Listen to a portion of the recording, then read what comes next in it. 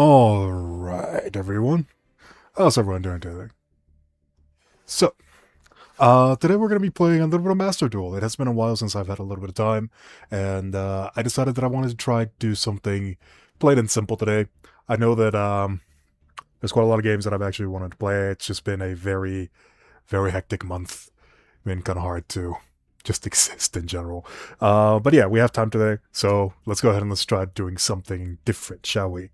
I'm actually a really big fan of Yu-Gi-Oh! I have really enjoyed the series for quite a while now, and some of the first videos that I actually made were in regards to Master Duel when that came out. I decided that I wanted to try playing Master Duel again, just to kind of see what's going on, and yeah, I probably chose the absolutely worst moment to try Master Duel again. The meta is not quite interesting enough. Well, okay. The meta is incredibly interesting. It's just not very fun. Anyways, we're going to try our best here, and we're just going to see how it goes. As you can see, I've already played a little bit off camera, just trying to kind of understand what the hell is going on in this particular game, and oh boy, it's a doozy. I will say that much. I chose, because this was very much my decision, that I was gonna try to play with my old deck that I really enjoyed, which was Labrynth. And yeah, that was a really big mistake. But anywho, we're gonna be trying our best here. This is gonna be the deck that we're gonna be playing with right now. I do want to explain it a little bit, and just gonna showcase some of the unfortunate situations that are currently happening in Master Duel. So this is the deck that I'm going to be playing. It's a pretty old school version of the deck. This used to be something that you would play in Labyrinth a long, long time ago. Basically an Unk deck, if you really want to call it that. Where you would combine the Dogmatica cards with the Labyrinth cards in order to get a really powerful, grindy engine that would be able to recover a lot of resources pretty effectively. A lot has changed since then. The build still has a lot of the key cards that you normally see. You still have your hand traps in the form of Imperm. You still have your powerful cards like Big Welcome Labyrinth, into Lady Lab, Destructive Karma, whatever this card is, Daruma Karma Cannon. An incredibly powerful card that just puts everything face down and removes things that you can normally not remove. A lot of this deck is basically just grinding the opponent down and trying to out-resource them. And you will see that that is very, very difficult to do. Decks in this particular metagame are incredibly resilient to pretty much everything, so it's debatable whether it actually works or not.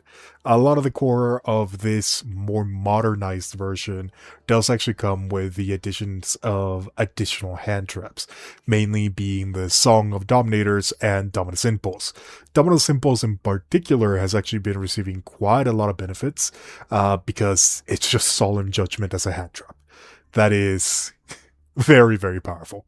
Or Solemn Strike, I guess. But yeah, this is kind of the core of the entire strategy, and if you're going to play a trap deck of any sort, this trap is pretty much the one that's going to make you win going second. Going first, you're almost always guaranteed to win. Let's be completely honest. Yu-Gi-Oh! Has been that way for a very long time. The player that goes first is incredibly favored in pretty much every single scenario, so if we're going first, we should expect like a 90% win rate. The problem is going second. So because of that, I did decide to try to bring in some cards that would help us in that regard, which is why I added the Nadir Servant engine, and I decided to try this particular version. Do I think it's the best? No, I don't, actually. There has been quite a lot of issues with this particular engine that I decided to play, mainly the K9 cards. The metagame is diverse, but probably in the wrong way, and it's actually really difficult to try to concentrate on anything for trying to focus a single strategy around. There is a lot of diversity of annoyance, which is not where you want to be. The 6 decks that I would say are probably the strongest right now, there are K9, Vanquish Soul, we all know this one, Mitsurugi, either the Yummy version or the Ryseal version. I think the Ryseal version is a little bit scarier. And you have the Draco Tail, which is also a deck that has been incredibly resilient to a lot of things. The branded Draco Tail in particular has been a force to be reckoned with just because of how much they can extend. It can be very difficult to run them out of resources just because the branded engine is incredibly adept at recovering anything they could possibly lose, and because they also have access to Predator Plan Vert Anaconda, it becomes even more difficult. It's one of those decks that almost regardless of what you do, they will have a play. So it can be pretty intimidating to face against. We'll go over through some of the things. It's just trying to show you kind of the decks that we're contending with. They are pretty much resilient to everything and die to nothing other than themselves. The only thing they will lose to is bricking. There's also another deck in the format that I do want to mention, which is the Man with the Mask, the Apophis deck, the Odeon deck, whatever you want to call it, man. That deck is essentially just a better version of us. So we're not only contending with the Meta Tyrants, we're also contending with a other trap deck that is just straight up better than us. It's a really bad time to be a Labrynth player, I do have to admit. But anywho, we will make the most out of what we have. So as for some explanations of the deck, I did try to make this deck as consistent as possible as a trap deck. The entire point is just to overwhelm with advantage, as I've mentioned so far, and we do have quite a lot of cards that help in that regard.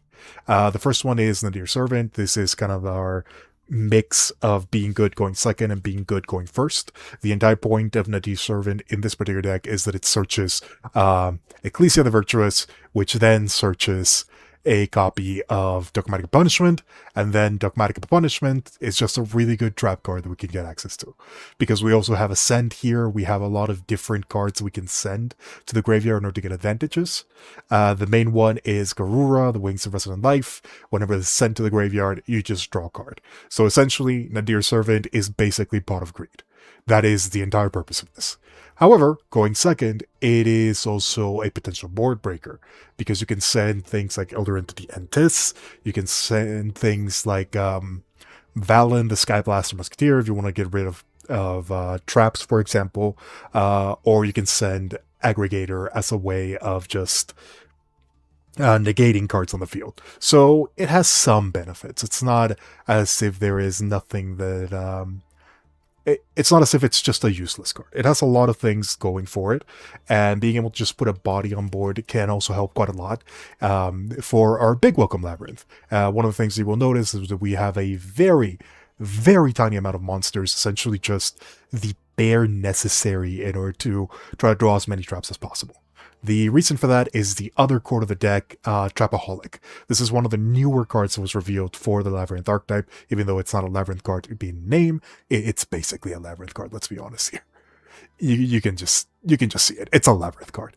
And the effect is very strong as well. We can destroy a card on the field in order to search for any other traps that we might want. Usually this is one of those things that can just really swing the game in our favor, because we have a lot of different traps that can search other traps that can be used at the same time, and we have very, very powerful floodgate types cards in Dimensional Barrier that just instantly win the game in some cases.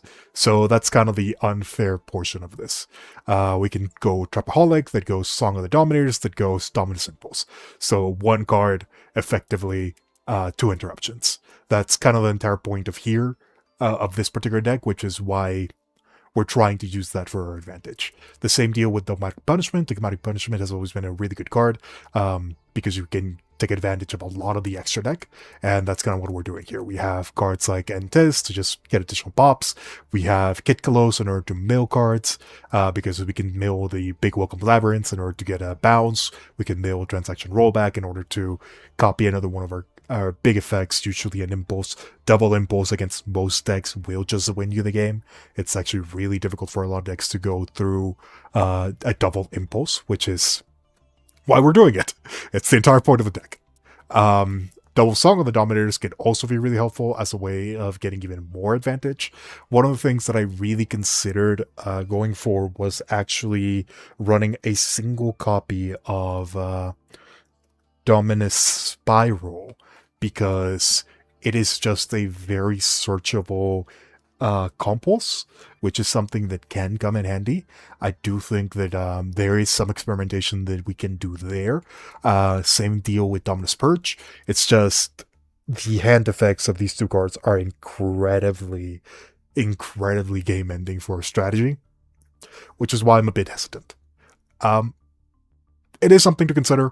I did consider it for a while. I did run it for a while while I was testing. I did find that it was just a bit better to have more consistency in the cards that you can get. So I ended up replacing that particular engine with just more copies of Trap Trick. Trap Trick is another one of our cards that's really good. It is a way to search for any of our big game-ending cards that we want. The only exception is Dimensional Barrier, but that's a fine. More often than not, we're going to be relying on Trapaholic for that, or other of our engine pieces. It's an interesting deck. I don't think is the best one, but we'll see what we got. We'll see what we got. It is one of those things that's pretty interesting, just because of the way that the engine works. I like Labrynth quite a lot just because of how recyclable it is. Our big boss monsters are pretty strong, if I'm being honest. Even by today's standards, lovely lady of the Labrynth is just incredibly strong. She has that effect where our opponent cannot respond to our normal traps, and she's able to pop cards both in the hand and on the field. The hand effect, it can actually come up quite a lot by destroying cards that other opponents really need. For example, the Vanquish Soul. It is not uncommon that Vanquish Soul, whenever they're trying to play into our board, if we just destroy a single card in their hand, their elements, their attributes just get completely messed up, and they can just instantly lose just because of that. So it's another thing to keep in mind. It has some good matchups. It's not like a completely useless deck. It's just really rough. In this particular format, there are a lot of things that directly counter us. There's a deck out there that's called the Radiant Typhoon deck. It is one of the newest decks in Master Duel, and that entire deck is based around MST. It is not uncommon for that deck to search MST 5 to 6 times, potentially even more, depending on what their hand looks like. So it's just a really bad matchup for us. We have practically no way of winning that particular one. It's a really tough matchup, and no matter what I tried, it just doesn't work. If we face Radiant Typhoon, we should expect to lose 90% of the games. But other than that particular small big issue, we do actually have a decent matchup against Vanquish Soul K9. None of our cards really trigger the Vanquish Soul effects, or sorry, the K9 effects. And again, Vanquish Soul in particular, just being able to remove a lot of the cards from the field before they're able to do something can actually be pretty helpful. And being able to disrupt with the elements that they have in hand can also help quite a bit. It's not the easiest matchup, but it is slightly in our favor. And when I say slightly, I do mean very slightly. It's playable though, which is the big advantage. Dimensional Barrier is pretty good against Mitsurugi. It's usually not enough for it to be game-ending, though. It is just good. It's not the end of the world, because more often than not, they're going to be playing something like Mitsurugi Yami or Mitsurugi Raisyo, at which point you kind of just have to choose which of the devils you hate the most. And oftentimes, it's going to be Mitsurugi. The Mitsurugi engine is going to be the one that you're going to want to try to avoid. But if they start with the Raisyo engine, just calling for that can also be pretty helpful. Dimensional Barrier is a pretty good card in this particular metagame. Calling Synchro against Yumi can be pretty powerful. Calling Xyz against either Vanquish Soul or the Raisyo deck can also be game winning. It'll just depend on what we face. It's just one of those really good cards that's highly searchable, highly game ending, and just really, really useful for the archetype. This is just a super consistent version. We have a couple of different ones that we're going to be playing. Well, we'll see how it goes. So enough rambling. Let's start with the torture, shall we? Yeah. Yu-Gi-Oh. Yu-Gi-Oh. What are we gonna face today? I'm gonna be honest, I'm not expecting too much. It has been a very long time since I played Yu-Gi-Oh! I have not had a lot of time in order to kind of recover my groove, so we'll see how it goes. And we're gonna start going second, it looks like. I gotta take a look at the stream really quickly just to make sure that everything is set up properly. Might lag a little bit. Okay, our hand is... It's pretty good if Maxi resolves. I mean, that is always a thing. But it's unlikely that Maxi's gonna resolve. We're kind of just playing it because it's a good card to bait Ash Blossom. That's kind of the theory behind it. If it resolves, we win. If it doesn't, we don't. There is not much else to it.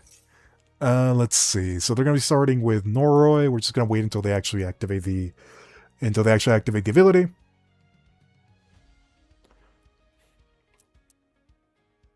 And I already fucked up. God damn it. God, you can tell that I have not been playing this. So I should have changed Maxi to it. Yeah, that's my bad. We'll just see what they do. Okay, so we're going to be going for Jakul. Jakul.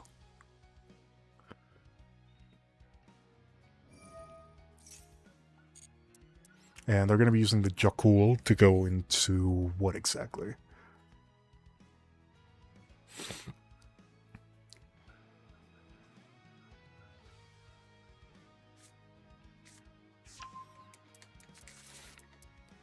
They're going to be going for a copy of Lantern. I really don't know what to do here. I probably should have activated the Maxi beforehand, if I'm being honest. That was just completely my bad. I was not paying attention. I was trying to see if the stream was active. I'm just going to activate it right now. If they want to go for Ripper, I'll just let them. If they're going to pass here, that's completely fine. More than likely, I'm just expecting this to get Ash Blossomed, if I'm being honest. Yeah, there it is. Alright, let me check the stream while we let our opponent just do their thing. So the good thing is that my mistake didn't matter. The bad thing is that we're probably gonna lose. It's fine. Okay, so let me check and see if the live stream is working, because I don't think my chat is.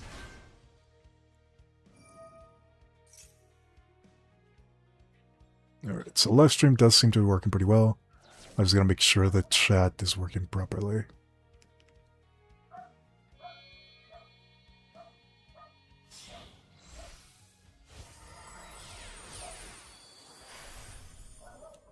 Alright, we should be pretty good. I know the game is lagging a little bit, it's just because I'm checking a lot of the stream. There we go, we should be good now. Alright, so let's actually take a look at what the opponent is doing. This is one of the decks that is kind of awkward for us to play into, mainly if they have a lot of the Vanquish Soul cards. It doesn't seem like they started with them, so we shouldn't be that bad. The only card that we really are afraid of in this entire archetype is Caesar Valius.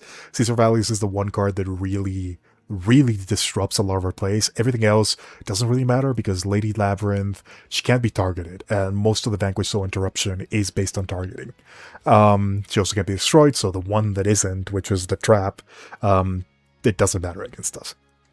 Caesar Valius is the scary part because that card can destroy all of our traps before they even have a chance to activate. So that is the one thing that we have to keep in mind. Other than that, we don't really care about Ripper. We're never going to be activating cards from the hand or the grave unless we use Nadir Servant, and if we're in this position, we have other cards that can help us in that regard. Mainly sending Wind Pegasus Etic Mister, which I believe we still have. No, we took it off of the deck. Never mind. But we can just send other cards that can be useful, kind of like the Mythical Beast package. These are just Monster Reborns on legs. We got a lot of options here. We can just use a lot of our different cards depending on what they're necessary. If it's just the Canine package, it can be pretty difficult depending on what they have. X-Force Release, this could be pretty terrifying for us depending on what we draw. Right now, this is looking like a loss. I'm going to be completely honest. Okay, it's a loss. I'm just going to surrender. We have no way of winning that.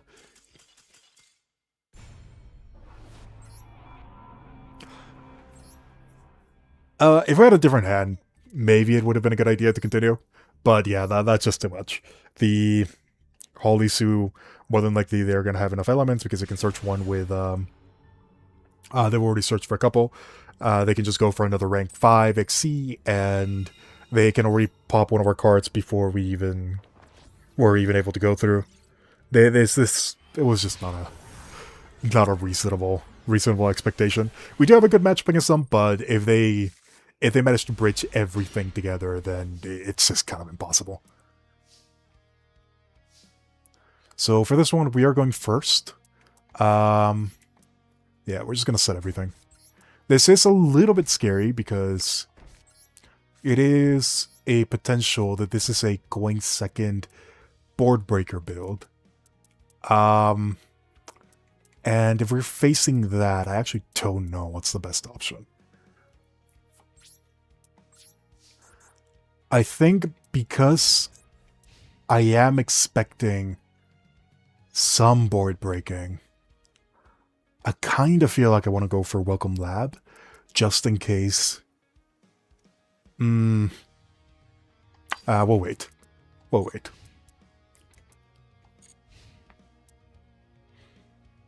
The main reason why I wanted to go for it is just so that we can open up a space. If we open up a space, we can activate Trapaholic in order to send... Okay, so this is the Shining Sarcophagus deck. This is another deck that has been popping up recently, which is focused on the new Dark Magician stuff. I do actually feel like I need to use Welcome Lab now.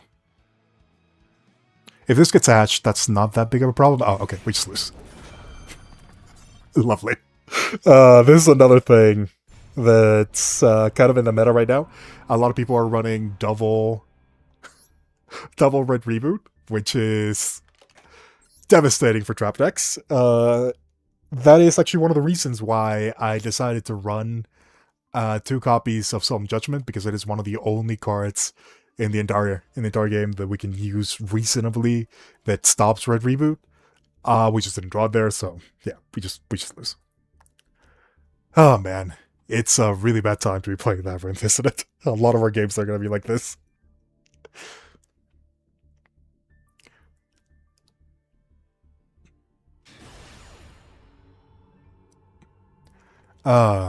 We are already looking at the lose and level down, and we're going second. Oh my god, this is going to be one of those days, ain't it?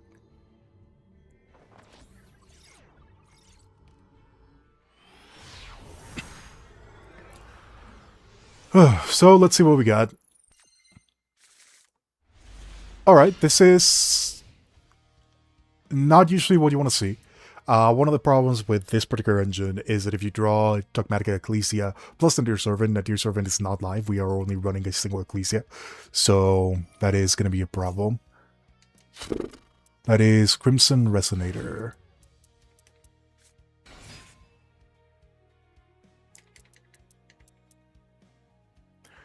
Yeah, this is just a very awkward hand, if I'm being honest.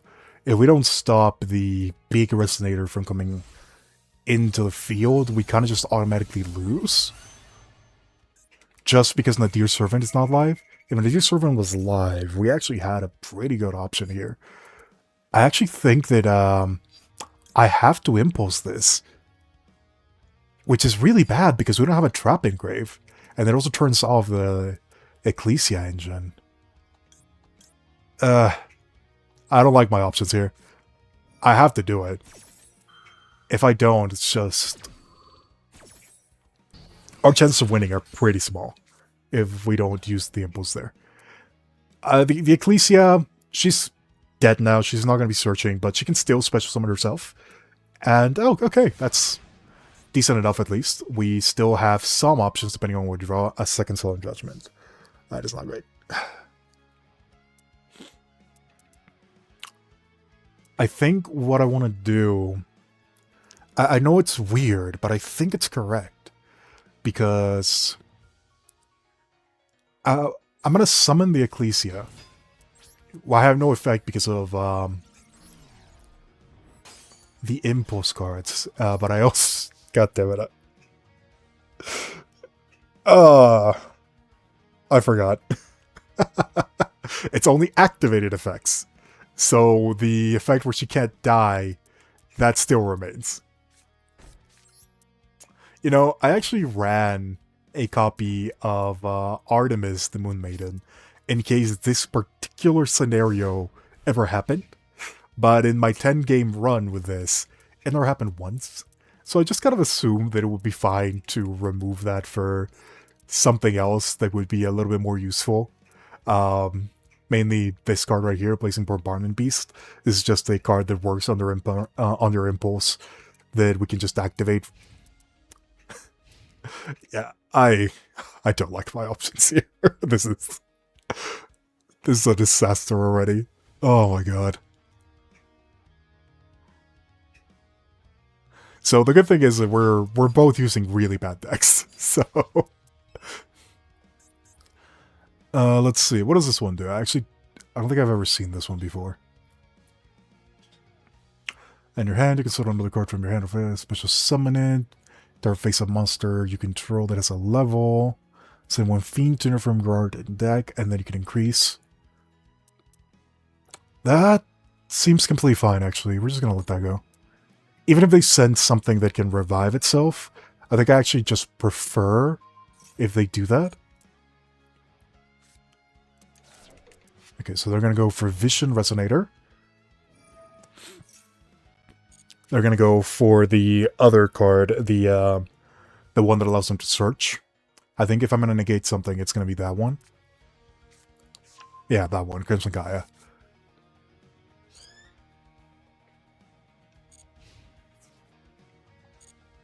They're gonna go Battle Phase. I do actually want them to kill the Ecclesia. Yep, okay, there we go. I don't care too much about taking 2100. I was already gonna use Solemn Judgment anyways, so it's whatever. There's actually an argument that I should save the Solemn Judgment and not use it on the Crimson Gaia. Just let them clog the board and make them waste stuff with Karma Cannon. I just think that this gives them too much for too little. Yeah, I think I am gonna solemn it.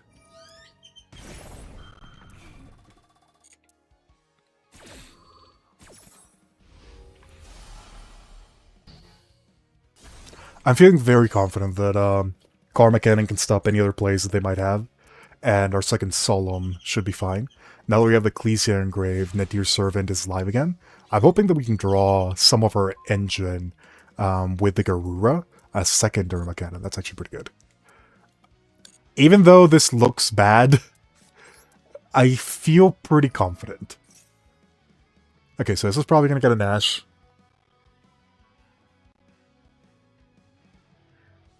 No Ash, okay. Do I mill with Kid Kalos now? Let's see. How's the math in my deck? We got 33 cards, 6 of them are engine, 3 of them are...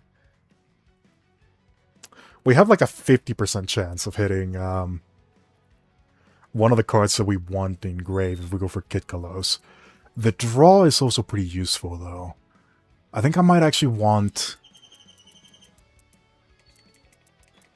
If I want to be smart about it, I'd probably go for the draw. But I'm feeling lucky. Let's go for the Kid Kalos.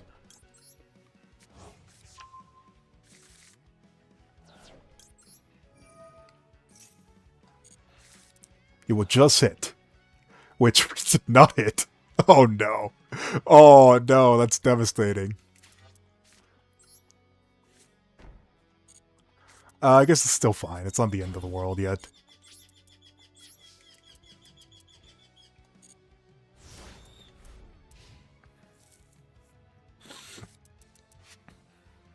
I was really hoping I would be able to hit a transaction rollback. That was kind of the point of that play.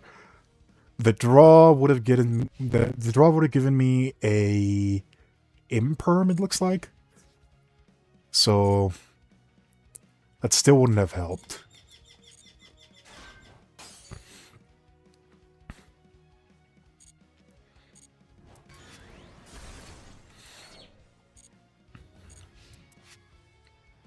We still have quite a lot of cards that do allow us to win the game here. So we do gotta keep that in mind. We have a lot of options.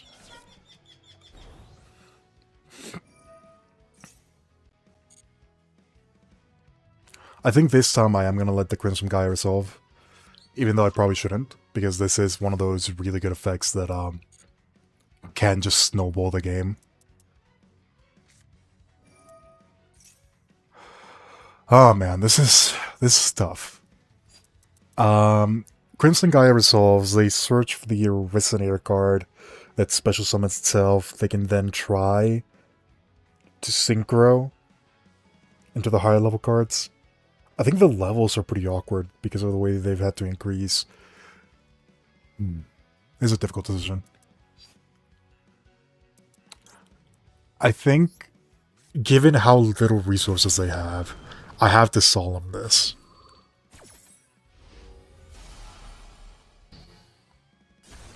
The thing is, this is a game that's looking pretty devastating, but if I can manage to get to Engine, this is actually not that bad. We have a lot of really good cards here. Okay, so they're trying to go for Baron. We're just not gonna let them. That's actually pretty good, because Bell could have cost us some issues. We need to draw Engine here. If we don't draw Engine, we probably lose. That's not Engine, but it can become Engine. We did use Impulse, which is one of the things that's making this so difficult. We still have... what? Garura? Blazing Bombardment Beast.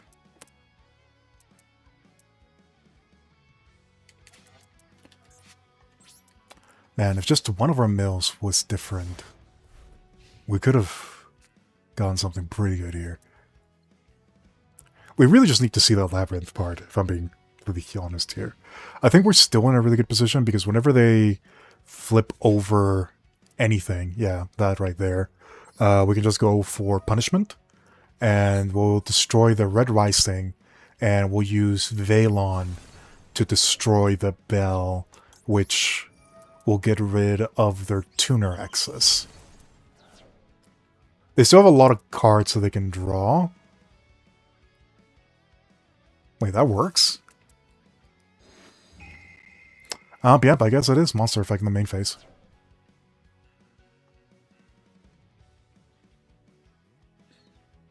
They do still have the Archfiend, which is annoying.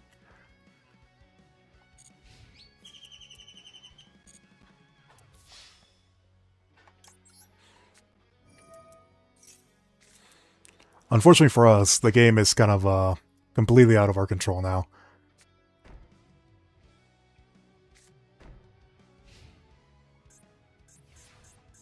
I don't think there's a single card that wins us the game here. The Welcome Lab, a little bit too late, unfortunately. We're kind of just hoping that the opponent bricks, which at this point they've drawn like 7 cards. I don't expect them to break anymore.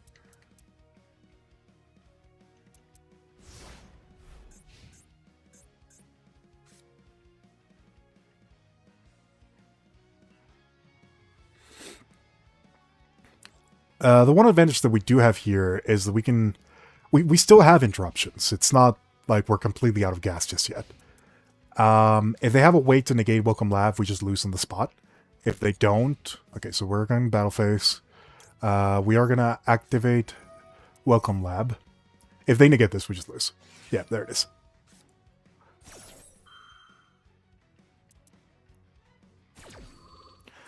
So we weren't completely out of that one, because we could have activated that, summoned Ariana. Ariana at that point could have grabbed us. Lovely could have been special summoned, and at that point we still had a bounce on the grave with Big Welcome that we sent with our cards. So we still had some ways of winning. The luck unfortunately did not help us in that regard. That was tough. That was tough, I will have to admit. Having to use Impulse on the first turn going second is pretty difficult. Especially when we have that particular hand. Pretty much everything that could have gone wrong went wrong. Which was Devastating, if I'm being honest, but that's Yu-Gi-Oh! Sometimes. Um, this is a really cool build. I like it. I just... Oh my god, how many times are we gonna do this? Come on, you gotta be kidding me. Well, this one is not as devastating because we will most likely have some form of Wallace. Yeah, that's completely fine by me. You do you, my king.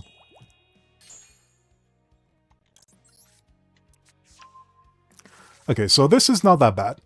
Because we have Punishment, we have Song of the Dominators, which we can use pretty effectively in order to keep on getting more hand effects. Nadir Servant is now basically just whatever we possibly want on the follow-up.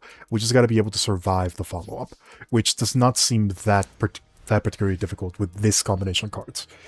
This is at the point where the deck is at its strongest. We are a bit weak against full interruption at this point. That is something that we have to keep in mind. There are some cards that will screw us over, although there's not that many.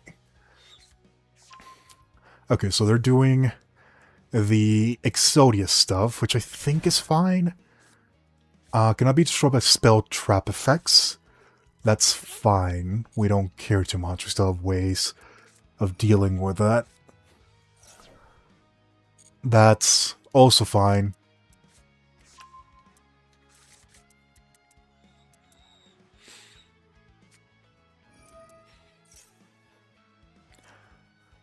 Oh boy, this is the difficult one, ain't it?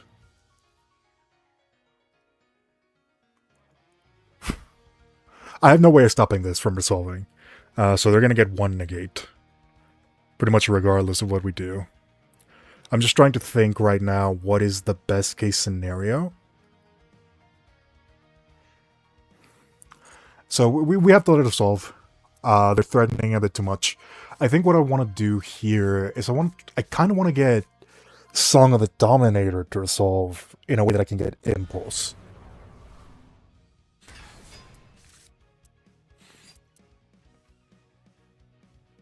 So the big advantage here is that this card is still Zero attack. So if we can try to bait it, if we can try to bait the negate somehow, we are probably still good.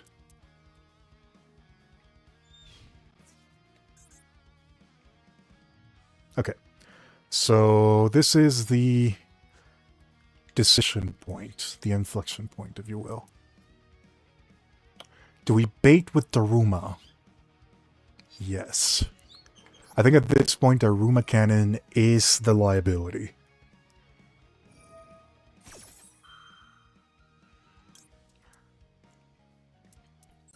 And then we're going to follow it up with Punishment. This card cannot be destroyed by an opponent's card effects. I did not read that one.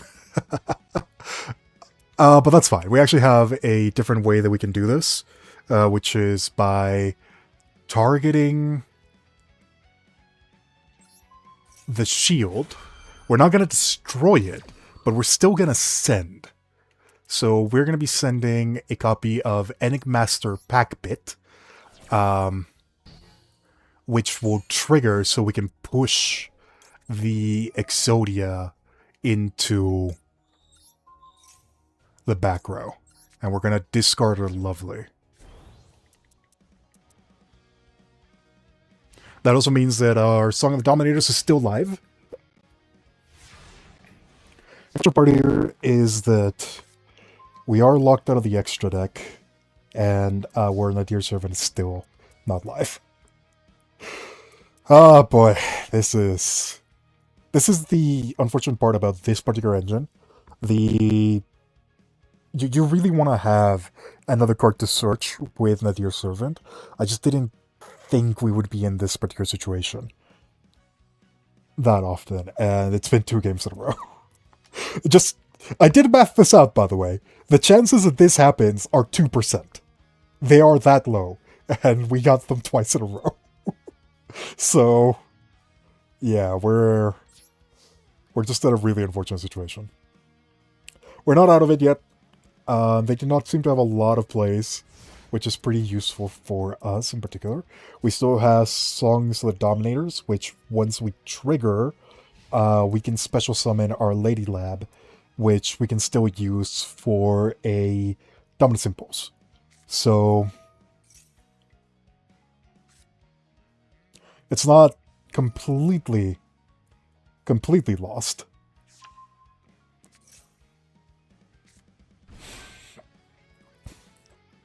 I don't think they can use Millennium Ink again because it's just a dead card at this point. All the Exodia pieces are in the grave. Or never mind, they return them back. And we lost our Lovely. That's not that big a deal, actually.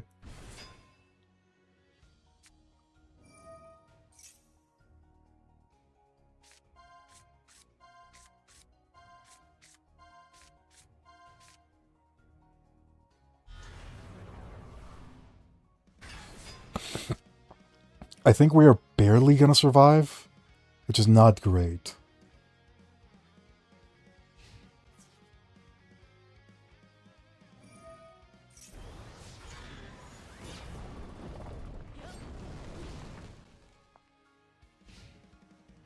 Man, this is just... It's just really bad, ain't it?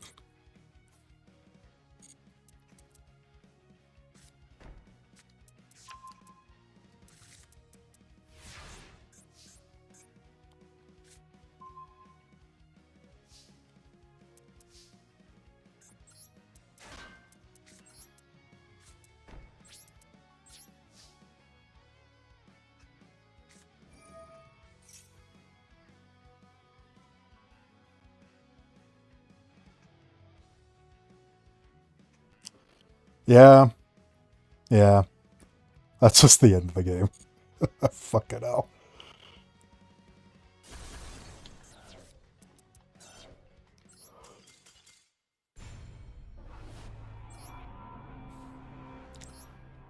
That was a very unfortunate situation. There are ways that we could have avoided that in deck building. One of the options is that you can actually go for the Magistus Link 1 as a way of making sure that you can always get a card engrave, or a Ecclesia graveyard, at least for the first turn. For the second and third, that's a little bit more difficult because at that point you will be under the lock, more than likely. I just don't know if I want to do that yet, because I still feel that that particular situation that we were in is not common for the deck. That is a very, very awkward situation that will happen very, very little. And as I say that, I'm probably going to start now again.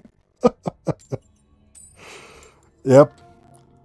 It's whatever. This is pretty much just for fun, if I'm being honest. If I really wanted to play a different deck that has a more climbing probability, I would probably go with Raging Typhoon. That seems like a pretty good deck in this particular metagame. It might not be the strongest, but it is one of the more consistent ones.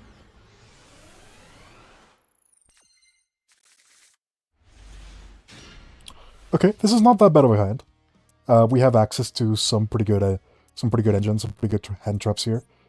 Because we have the Labrynth, Chandra. Oh my god, this is the one matchup where this hand sucks. Okay, so they're going for Lucius. That is best case scenario, actually.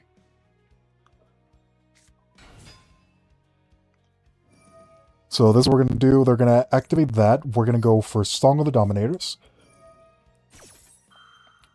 And then, chaining to Song of the Dominators, we're going to activate our Chandra in order to...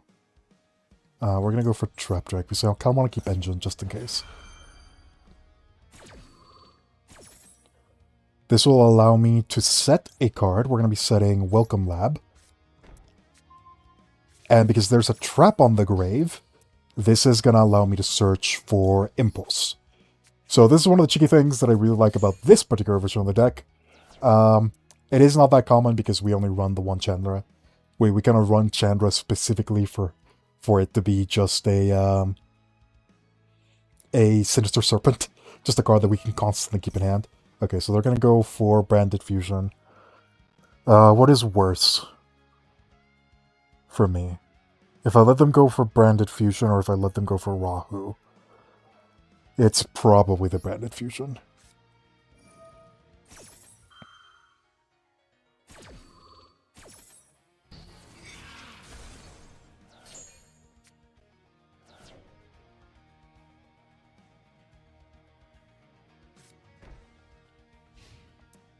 Okay, so we're starting pretty good. Managed to stop their engine. The traps that they possibly have are really bad against us. So we should be in a really good position now. One of the things that I'm going to do first is I'm going to set this one. Just so that whenever I summon my lady, if this is Horn, it is not active anymore. Because they cannot target.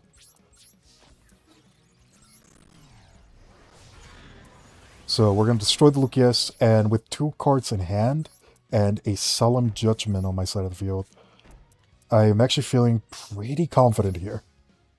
It is important to keep in mind we did use the Dominance Impulse from the hand, so we are no longer able to use any Light, Earth, or Wind.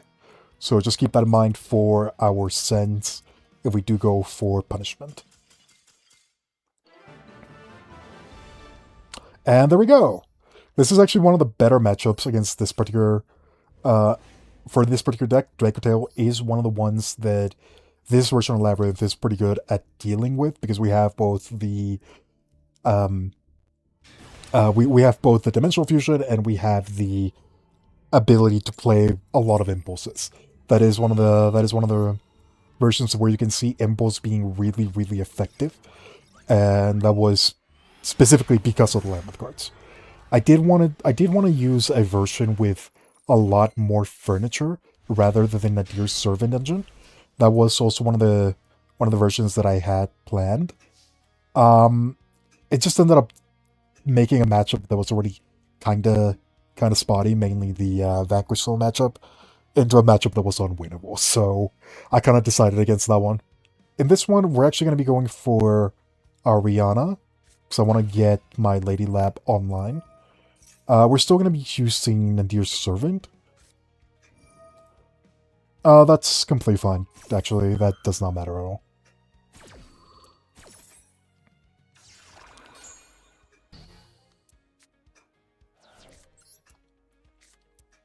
We're going to go for the Nadir's Servant, and I kind of want to mill, if I'm being honest.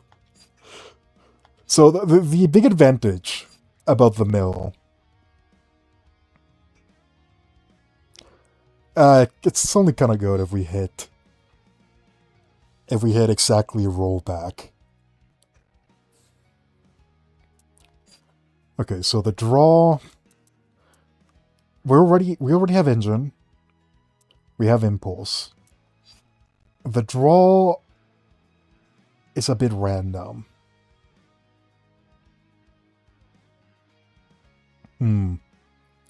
Decisions. Do I take the safe draw or do I go for the risky Kitkalos that could win me the game instantly? I am gonna take the risk. I will go for Kitkalos. Both of these play into K9. We gamba.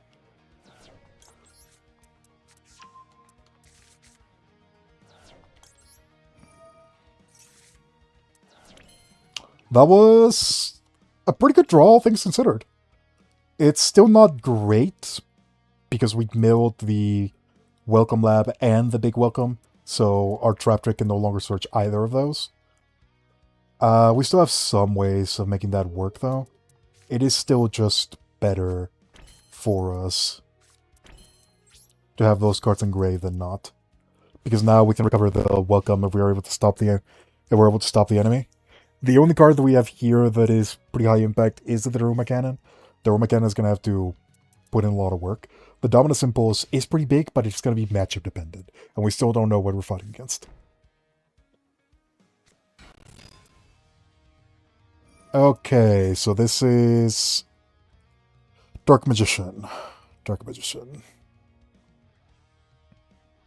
I think we're gonna be fine as long as they don't have the 2 sarcophagus extenders.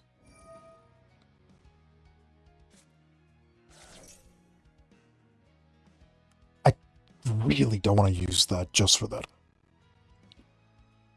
I want to keep the impulse for as long as possible.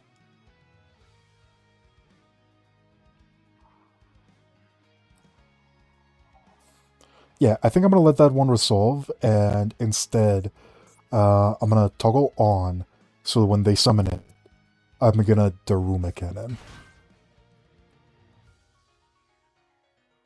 Oh, so they're just trying to send. I see. They're trying to draw with Magician's Souls.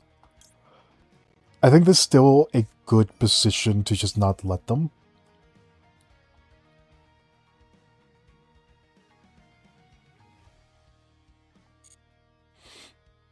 And I actually think that because of how we've done this, I am gonna go for a copy of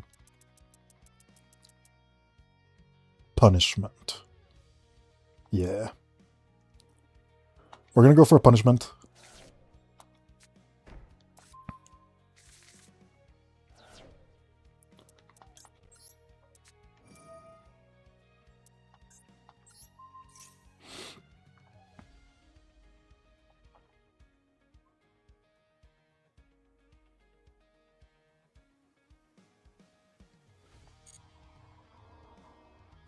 We're gonna destroy the Magician's Soul, and we're also gonna go for a copy of Valon to destroy the back row. Yeah, that sounds pretty good. So this is the reason why I wanted to go for Punishment, because now we can activate the Ariana, which will summon the Lady Lab. The Lady Lab will allow us to keep our... the Lady Lab will allow us to keep our Impulse pretty much uncounterable. And we will also get the big welcome effect. So this is pretty good. This is a pretty good situation to be in. We also draw a copy of Transaction Rollback.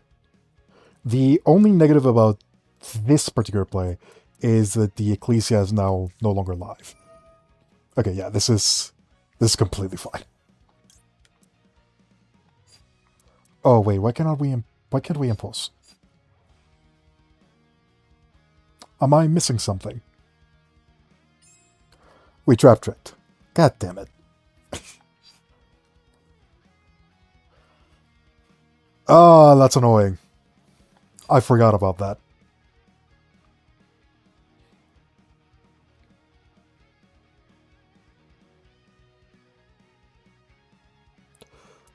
With that in mind, I think the only reasonable play here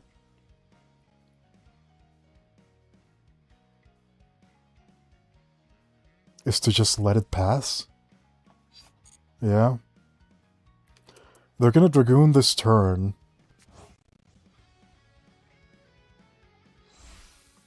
But no, wait, it's Stuck Magician Girl. They can't Dragoon, they can only go for that one.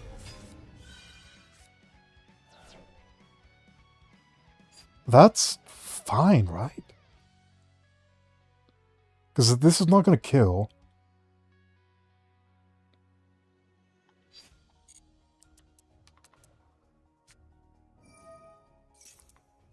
And Soul Servant is also not live. They don't have any of their cards. I was scared for nothing. Never mind.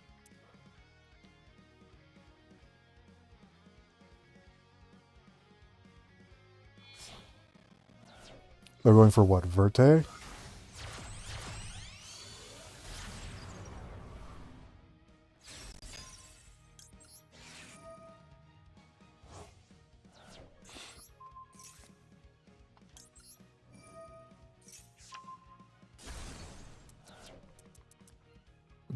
Did I miss something? I think they're the ones that missed the big welcome engrave. Alright, now, knowing what we know now, the correct play was probably to Dominus Impulse the Magician's Souls. I'm gonna have to keep that in mind for the future. It's really difficult to know now in Yu-Gi-Oh! What you are safe to negate and what you aren't. It's become a very different game, that's for sure. The good thing is we're getting a lot of gems. We are definitely getting a lot of gems, even if we're losing a lot.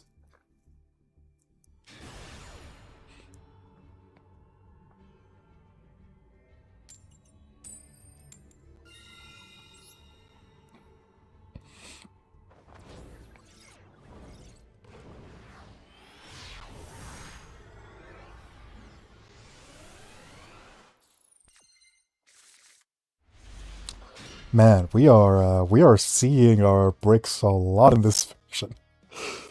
I minimized the amount of Labrynth names in order to avoid this particular scenario, yet here we are. Let's see. I think the best scenario is that they start with a normal summon that's weak to Imperm, and then we can Lady. That's just a really bad... this would be a completely fine opening if it wasn't exactly for me drawing Lovely. That is the one thing that's really screwed me over. Okay, I think this is fine. I'm pretty sure that if I just call... Oh, this is the Esamina version. Oh, that is hype.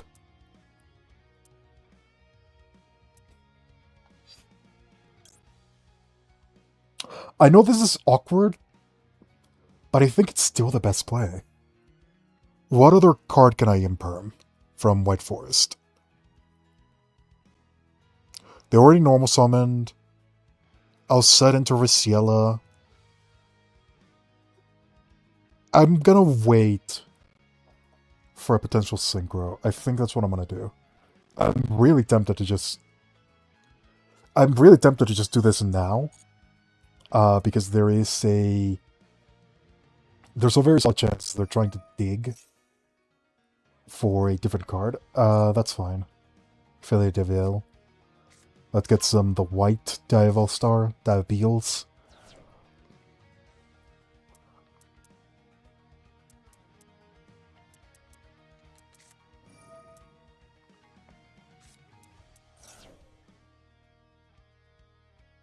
They draw the Tamias card, so I don't have to worry about that one. I'm pretty sure the send effect is a second chain. This is the one that I'm going to negate, because if they get to Vengeance, this could actually become a bit awkward. So I will negate here.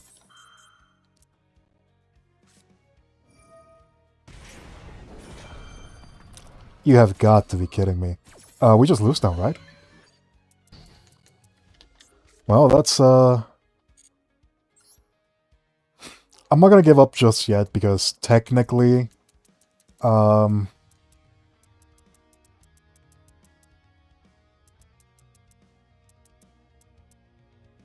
no, it doesn't matter. I think they could just OTK.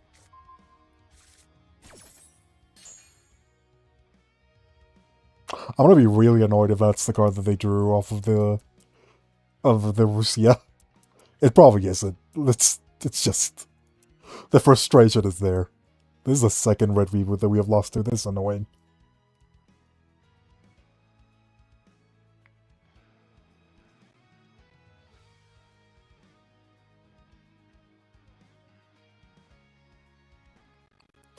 See, one of the versions, one of the reasons why I actually wanted to play this particular version of Labyrinth was to avoid red reboot, and it might not look like it right now because we're not avoiding red reboot. We're pretty much attracting it, but that was under the assumption that they had it in hand anyways. It didn't even matter.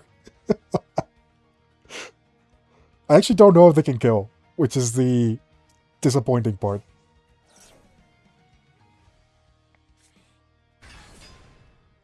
It does look like they're actually out of gas.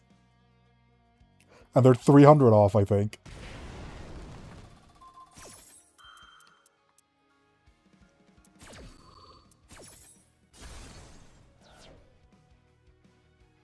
Oh, but that's it's never mind. We're dead.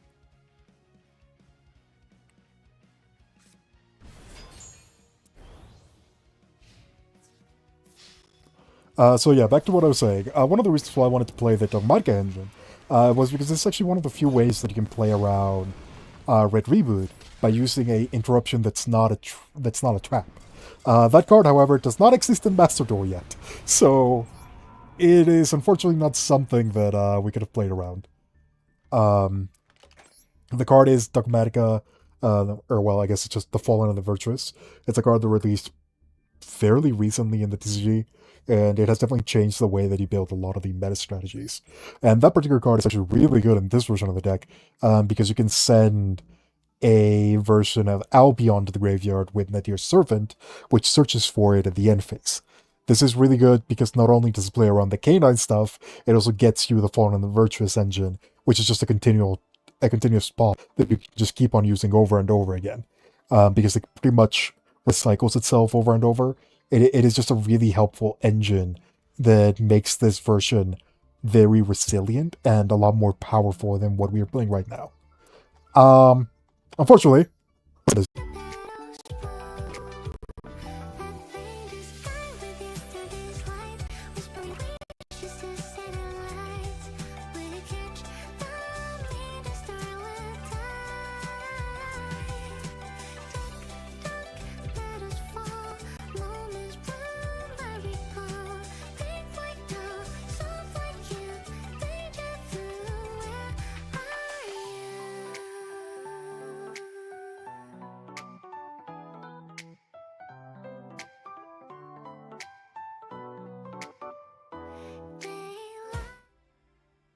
alright, I think we're back online.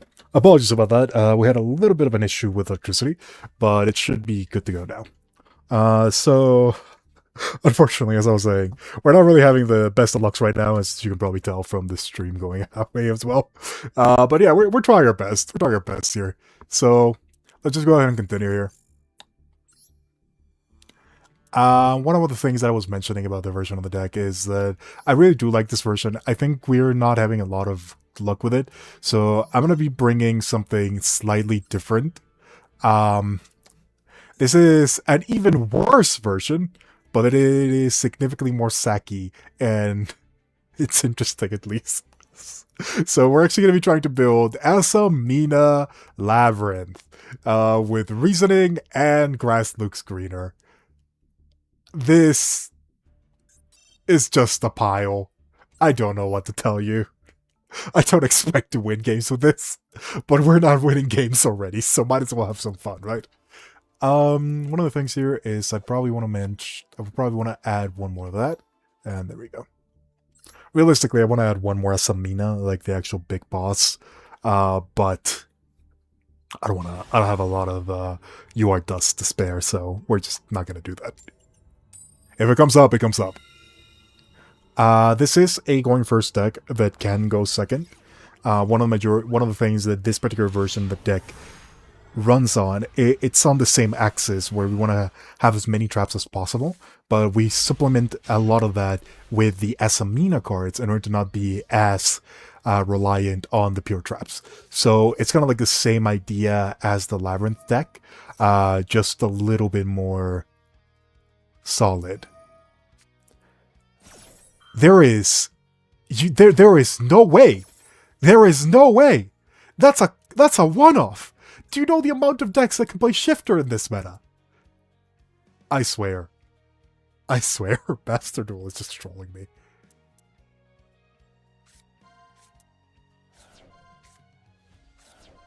And they called level 8 correctly.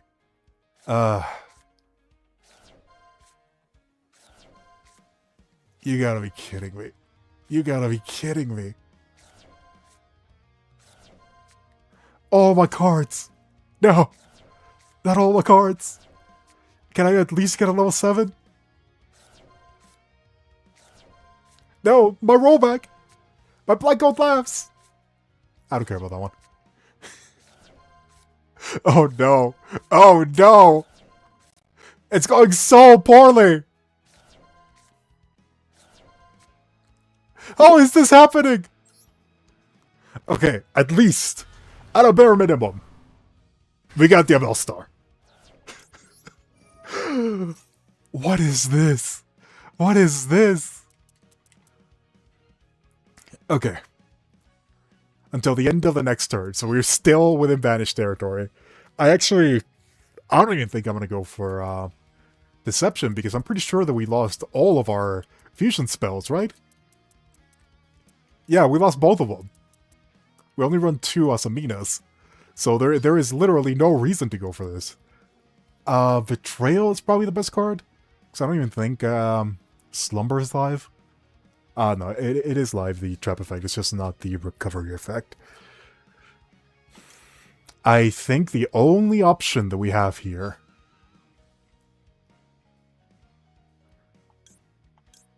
is we're gonna go with Silvera, which I don't even know if we can activate, because I think it has to send to the graveyard.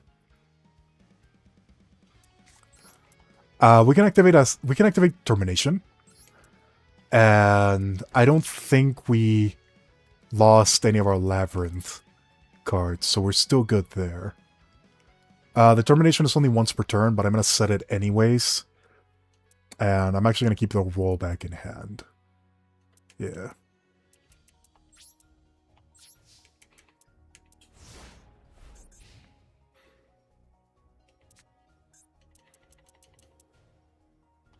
We're going to activate the Termination immediately, just so we can get some cards on the field. We're going to hope that Asamina plus a negate is enough. I want Seekers, and I want Awakening, because that is still live.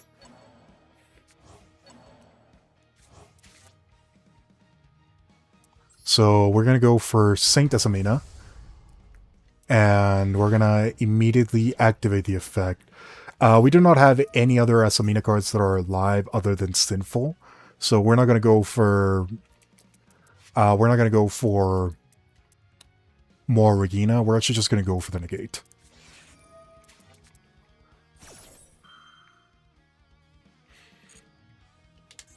That's fine actually. I don't think that's gonna matter too much. I'm kind of hoping that the Floodgate effect of Saint Asamina is going to be enough. We still have a pop with Big Welcome, and we still have the Betrayal. What the hell is that? Oh, I guess...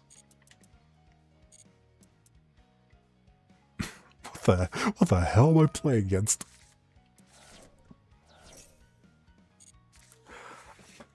I mean... Sure? I am so confused.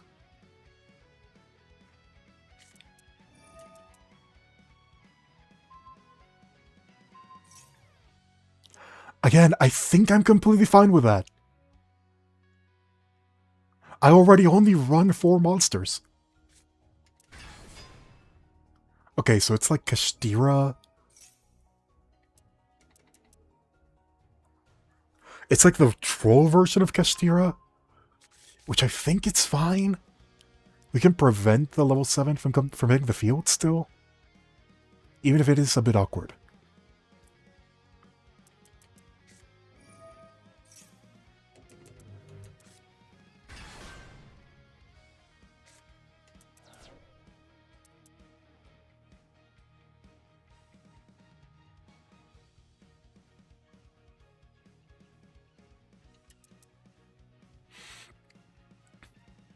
I guess, funny enough, this does actually turn off the Big Welcome Labrynth because we need a spot to summon in, and we're technically already full. Man, this is... this has just not been my day, has it?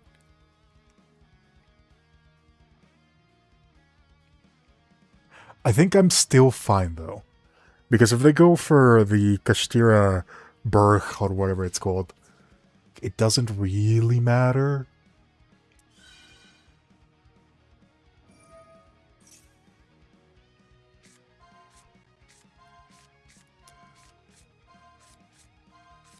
As long as I don't hit exactly my Lady Lab, I think we're good.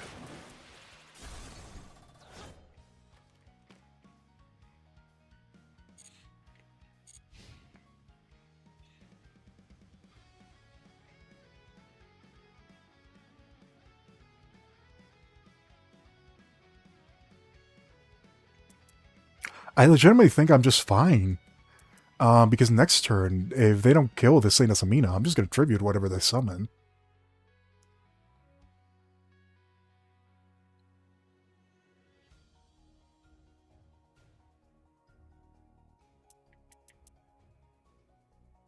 And we still have another determination, so we can still summon another Saint Asamina.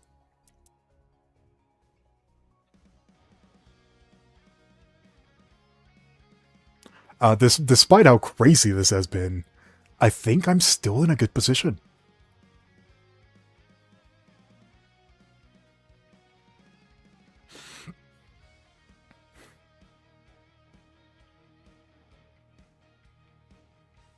I'm trying to think right now if I can potentially kill on the crackback. I'm completely certain that I'm going to be able to assert complete control of the board. That is not a question.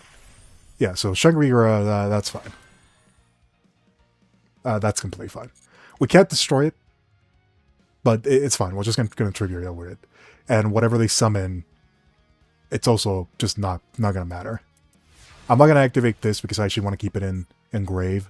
That is probably one of the worst draws. Big question here. Do I prevent Fenrir from coming in? Because that is actually a pretty big issue. I guess I can just pop it with Lady Lab. No, we're good. We're good. So they're going to summon Fenrir here. That's fine.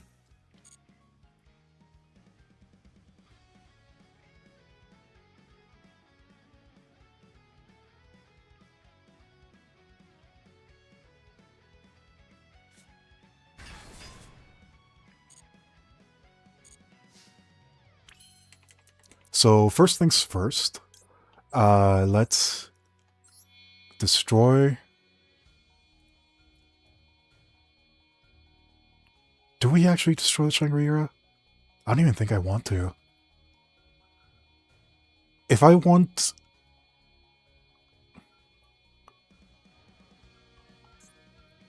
Okay, so this is what I'm gonna do. I'm gonna summon Asamina, the big girl herself, and we are gonna try to kill.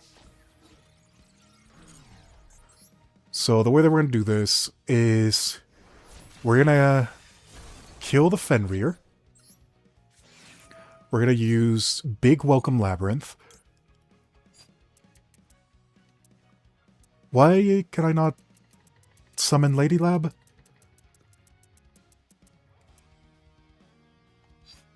Oh my god, Lady Lab is not in this version, is it?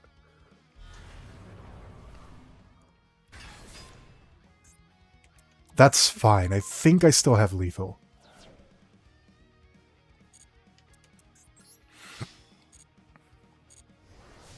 I do not actually. I am $2,000.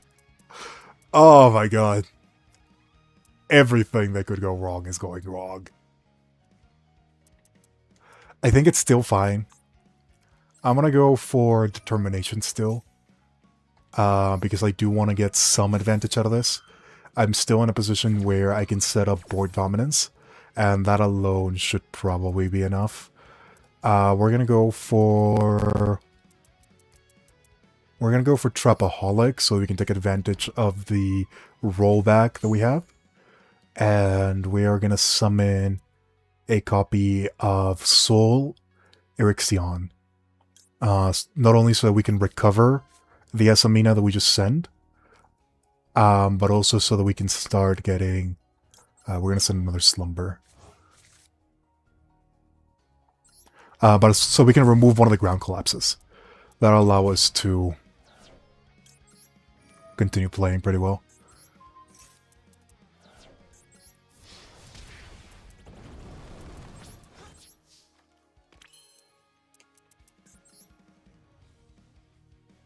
We could also go for Silhouette Rabbit in order to get another negate. It's actually not an awful idea. I think getting the Determination is better, in theory. Yeah. I think it is. We're gonna set the Big Welcome, just so that it's live next turn anyways. I really want to go for it. Little Knight, actually. Little Knight is not a bad idea. Yeah.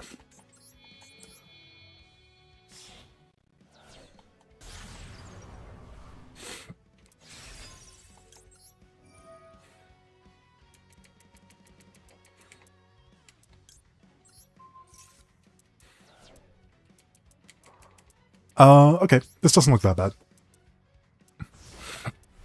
It is a little bit less disruption than I would normally like, but it's fine. We're still gonna get the Saint Asomina, which I think I want to do right now. Nah, we'll just wait and see what they commit to. So if they draw into their engine, I want to be able to stop them.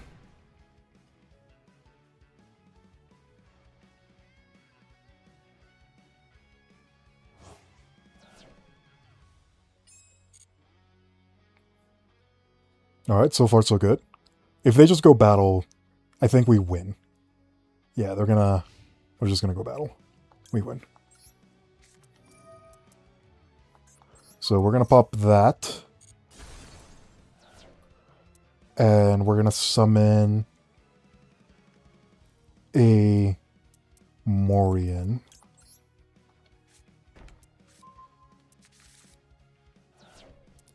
We're gonna activate Rollback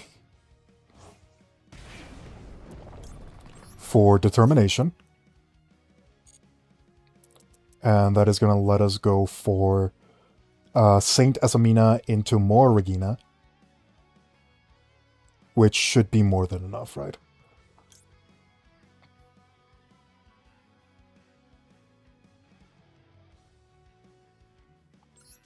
Yeah. We're going to return another one of you, another one of you.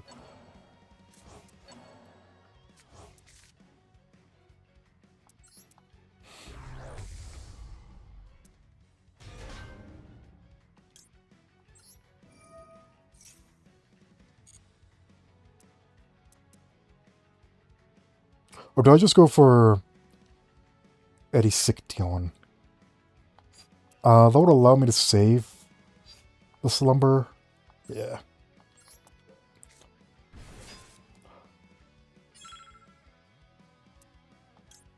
Oh wait, this is only triggers on I'm dumb. This only triggers on summon. The play was definitely to go for more Regina. I kind of fucked that one up. I think it's still fine because we're gonna recover our Determination next turn anyways.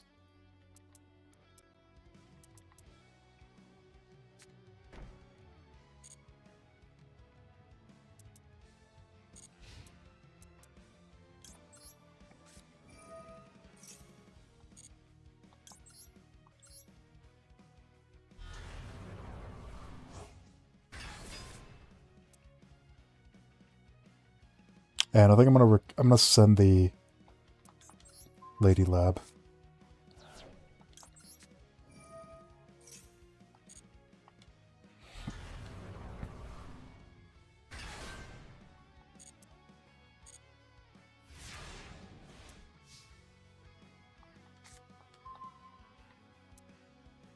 Does this record from Banish? Deck or Grave only.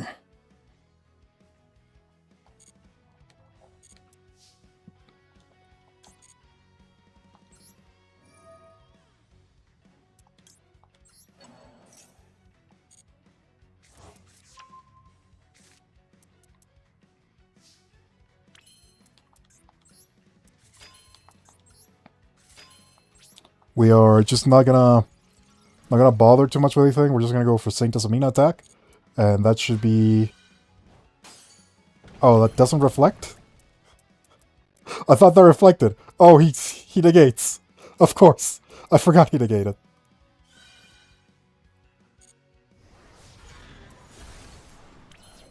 I wanted to go for the disrespect play, and instead I got disrespected.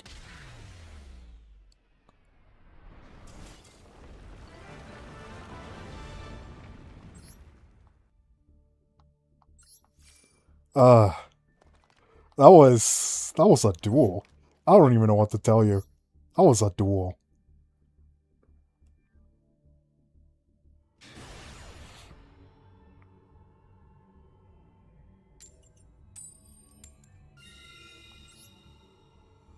But I think that actually showed pretty well how the Esamina variant wants to operate, even if it does get a little bit interrupted.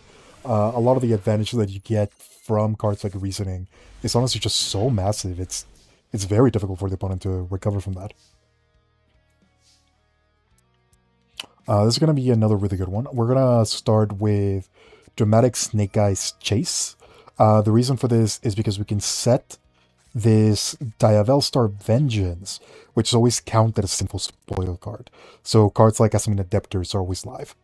For much the same reason, I actually want to send a big welcome to the grave because we're pretty much guaranteed to end with Diavelstar Vengeance in our opening. So this is just going to be an additional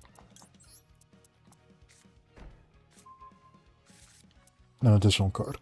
We're going to go for Debtors in order to protect our place. So we're going to start with that, sending the Vengeance. I don't think it matters.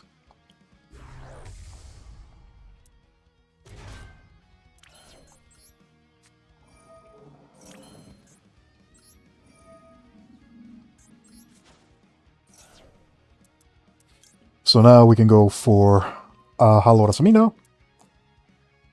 They're probably going to draw here, which doesn't actually matter.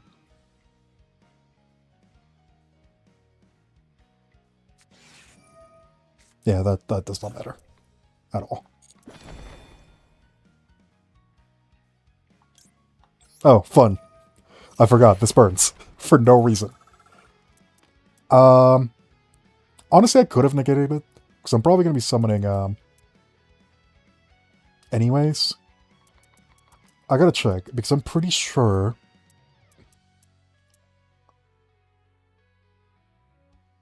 that when this is summoned... no, it is exclusively from the deck. So, the correct play here would have been to summon it. Do we just go negate...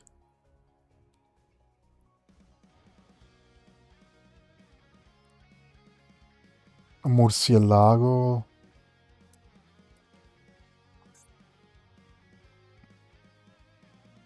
I'm just debating what to do here, because we do have a couple options. That draw did actually screw us over a little bit more than I thought it was going to. It doesn't matter ultimately, we're still going to be ending in a pretty strong board.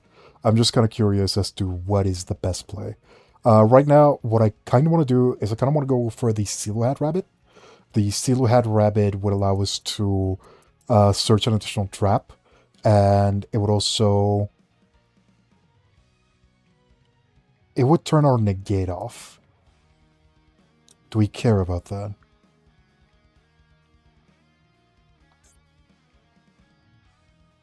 Yeah, I think we do. Okay, so first things first, we're gonna remove this, and we're gonna vanish the big welcome, which is a bit annoying. I kind of wanted it as an end piece. But we're gonna keep the Trident online, and we're gonna go for...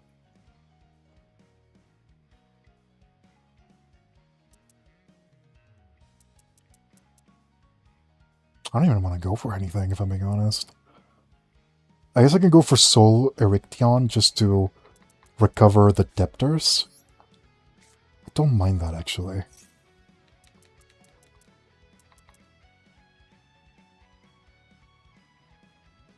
I could still just go for Sanctus Amina. If I go for Sanctus Amina, I don't have any way of triggering Moragina. Nah, I think it is correct. I value the Floodgate effect a lot more than you think. So we're going to go Floodgate effect. We're going to revive with more Regina.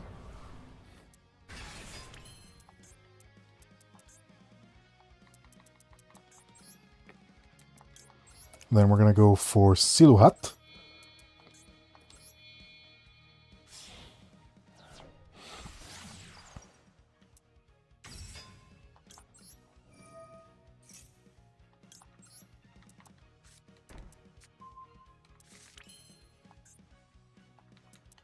What other card do we have that we can... Oh, yeah,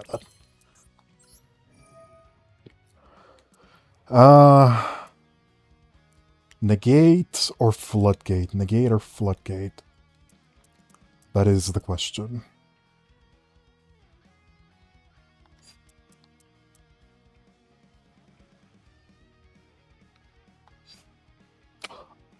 I do have a very cheeky play that I can do, and I think I am going to do it, actually. We're going to revive this one, activate Hallowed Amina, return Saint, trigger the Moa Regina, pop the Ilia Sylvia,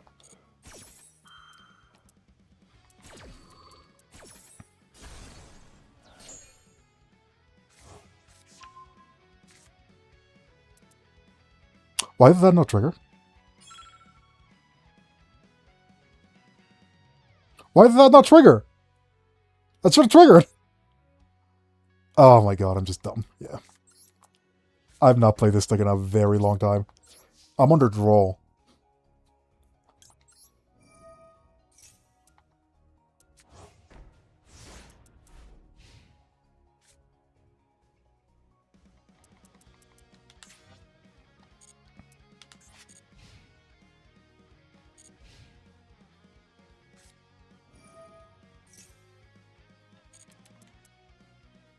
Okay, so they're going for Into the Void. That immediately tells me they're doing something degenerate, and my board is not set up for that. I fucked that up so many ways. It's unbelievable.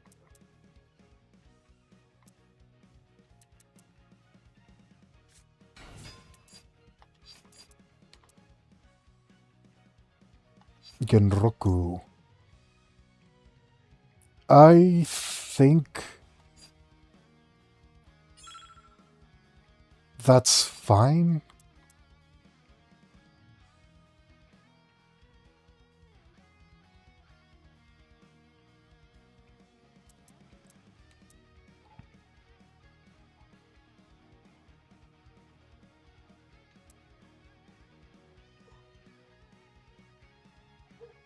If I just had if I had just gone for the Saint Amina as I originally intended, this actually would have been an incredibly easy game to win.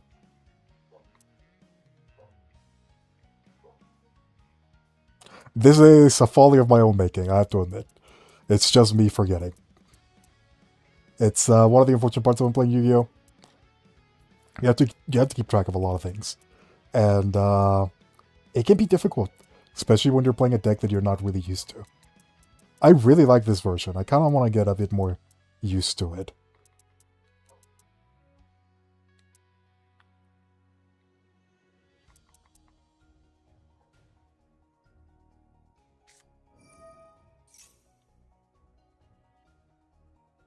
That's still completely fine, I think.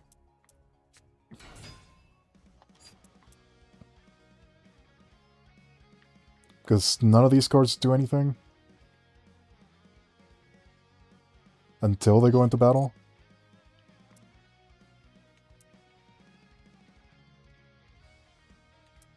So if I do this here, Genroku doesn't matter because whatever they summon still gets put down.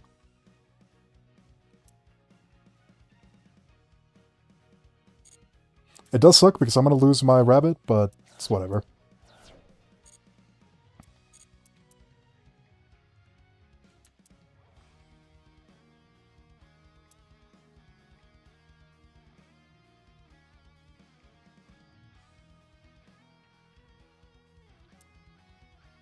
This has just been a game of throws and woes from my part. Thankfully, Daruma Karma Cannon is Daruma Karma Cannon.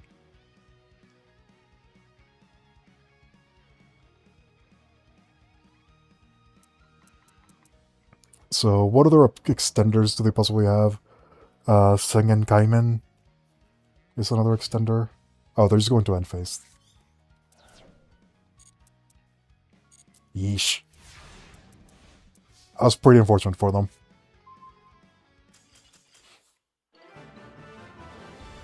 You know what, my boy? I also fucked up really badly. So, I understand the shame scoop. We gotta get used to the Gasamina version. It's kind of fun. Oh. Why did it, do that? One other thing that I do want to do really quickly, because I actually did miss... I want to get a Lady Lab. Lady Lab. Or, not Lady Lab, the Lovely Lab.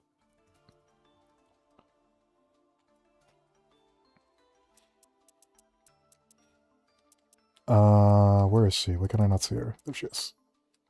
And we're gonna take out...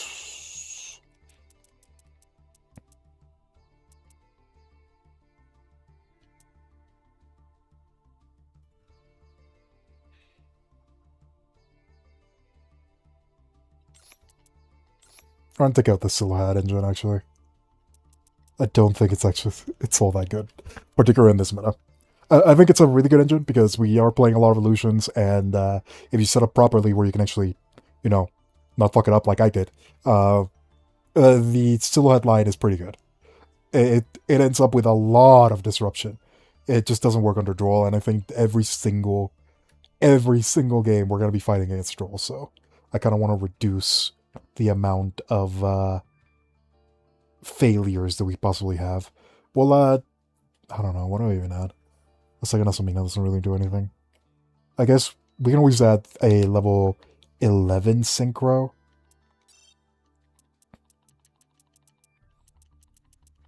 We do run 2 7s, so that's probably a good idea.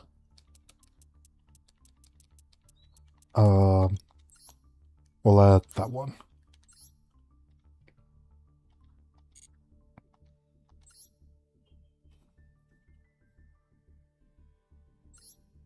What's happening? Why is it not letting me?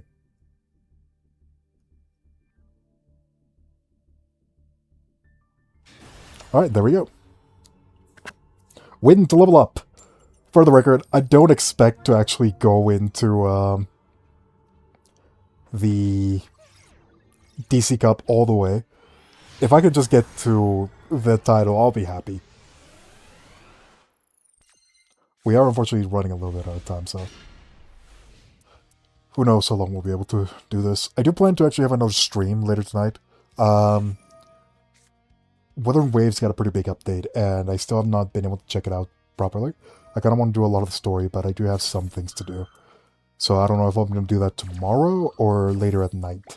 We'll have to wait and see. If there's another stream, I know they've been pretty impromptu here. I'm just kind of doing them whenever I have time. I just noticed, they just doubled 4 on me, didn't they? And they're going Jokul into Jokul. Unfortunately, this might actually be enough to stop me. My hand is not that great. Okay, so what is the best case scenario here? I go for Dramatic Snake Eyes Chase. That summons me a card at the end phase. It probably has to be Dialistar Vengeance. Just so that I can get rid of the Ripper. Ripper? So they're gonna add another card. Probably the Noroi. Yeah. They are... They're gonna see quite something. I'll tell you that much.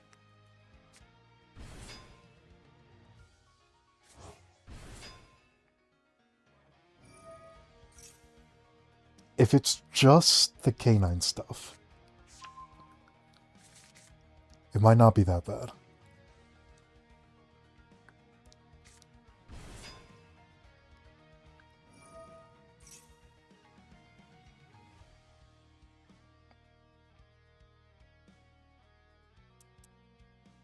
So they're going to see my hand. The Lupus is not going to be live.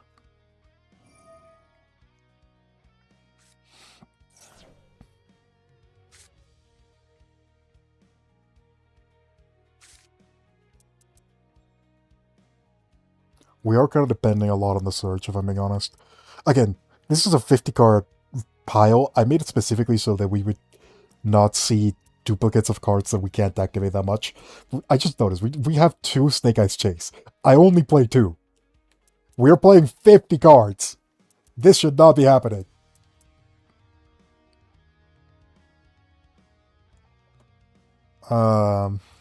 Let's see. They're probably very confused about my hand, if I'm being honest. But they do have a pop already. They're going for a second Ripper. What?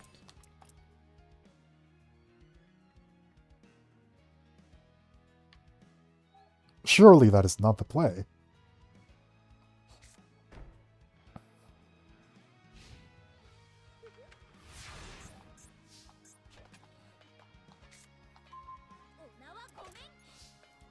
So I only have to deal with a single pop.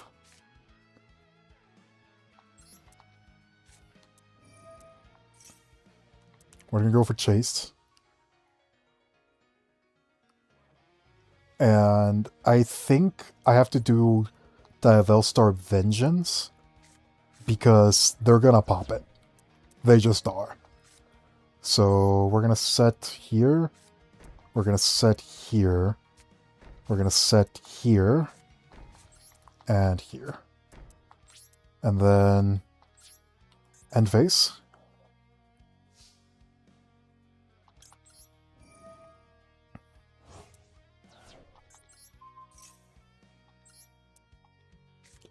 We are going to banish for Diavelstar Vengeance. And we are not going to activate the effect unless they activate the effect.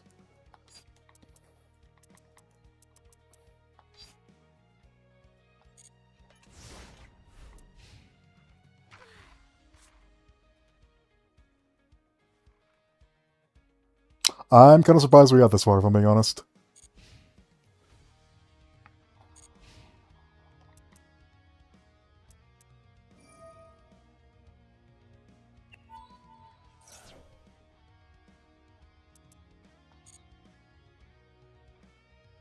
So they're going to set what exactly? They've already gone through most of their cards.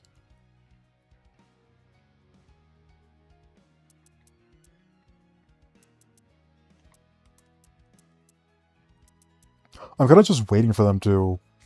I'm kind of just waiting for a trade that's going to be favorable for me, because I know that they have a pop. And as long as I can threaten stuff with Diavelstar Vengeance, I think we're still in a good position.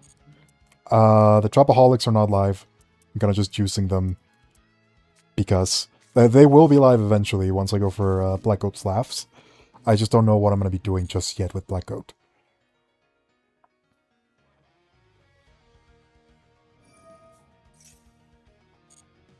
Again, I don't actually care about the canine stuff. As long as I don't see any of the Vanquished Souls, I think we're in a good position.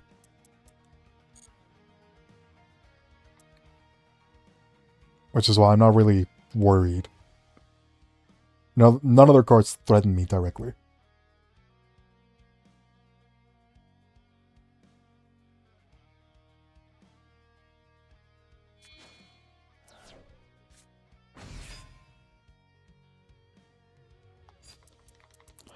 That does threaten me. Pretty directly. Oh, that is probably the worst. Black Oat Laughs is completely useless.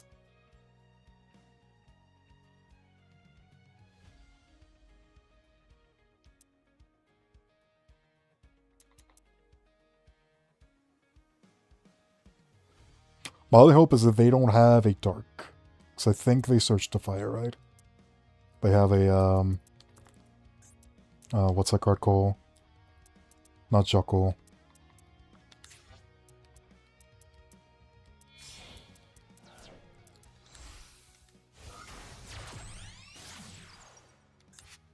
Oh, they just went straight for Lantern. Yeah, they don't have it. Yeah, we're fine. We're good.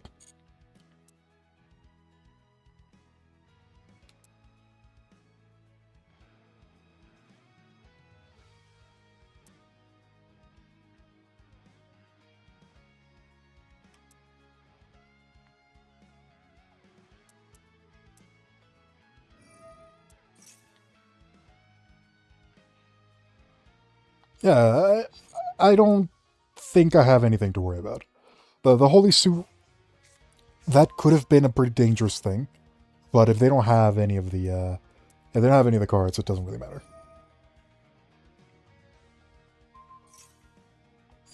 So this is a non-targeting, right? So if I just go Vengeance here, I can destroy the Ripper and they can't summon anything?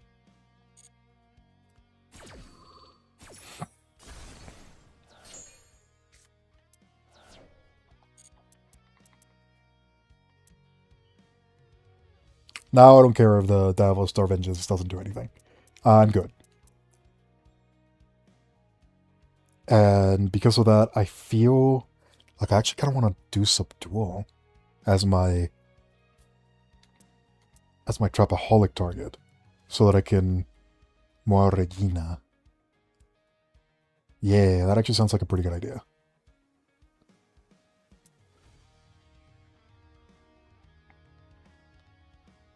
It does kind of suck that I'm going to have to give up one of our cards. One of the cards that I have here. Little Knight. What are they going to Little Knight? I don't think it matters.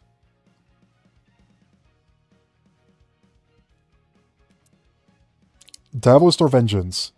That is the... I do not care about Davos Star Vengeance, my guy. I am so sorry.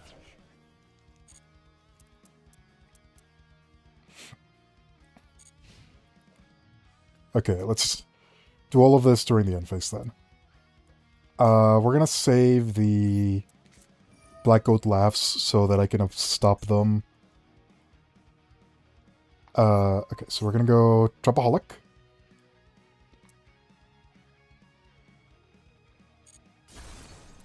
Destroy a Trapaholic. We're gonna set a Sinful Spoils of Slumber, Morian. Then we're going to activate Determination, because I'm very determined.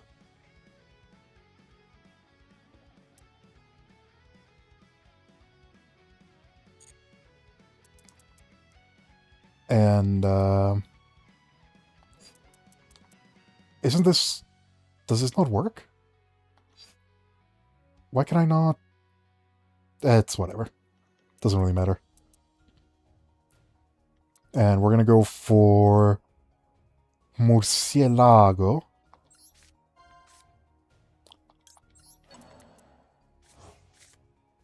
I wanted to send Morian so that I could go for Hollow Rasamina, but I guess it doesn't work from field. I have to read these cards properly.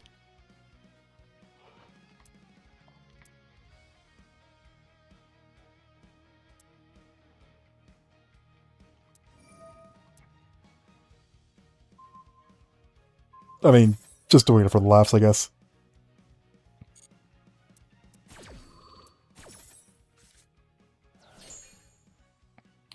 And we're going to grab... Probably Deception, right? I mean, it should be Deception, but... I'll go for the greedy play. We'll grab Wanted. We'll just use it and draw.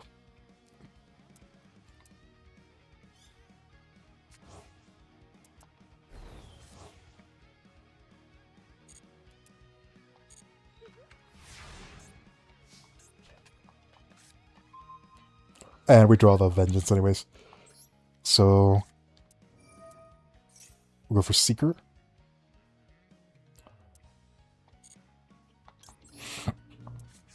Draw the Diavesta. And I think we're just in a good position. I'm not really worried. Can we kill? Yes. Should I risk it? I really don't want to give them another turn.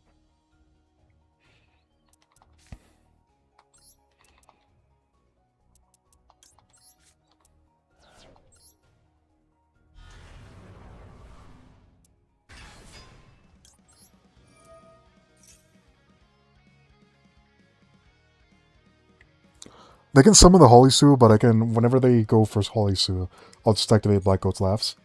That's one of the reasons why I'm really not worried at all. We're going to go for Deception. And whenever we can keep our Diavel Star, we'll just do that.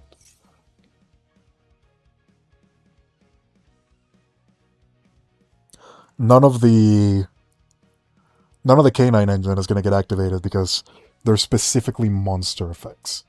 So as long as I don't summon the Vengeance until later, we should be good. We're gonna go for Deception in order to get our engine rolling.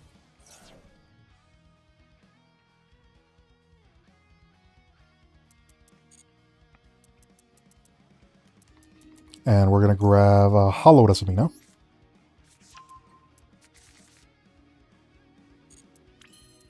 And now that we have Hollowed, we can actually turn off the Little Knight. Because they have to target a monster that they control. And because they're not going to be able to do that because of Saint Asamina, the Little Knight is just off. They can't do anything with it. So we're going to send Deception and Morian. And we're going to summon the Saint Asamina. We are then going to activate the effect of Saint. And again, they cannot chain Little Knight because they are under the Saint effect. So we're good to go here. This is going to summon Moa Regina.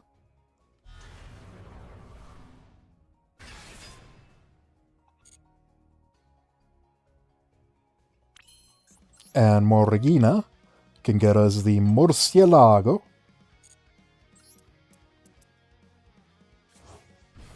And annoyingly enough, it's still not lethal. But I can make it lethal by just going Asamina, Tribute Little Knight. Go regular Asamina. And battle.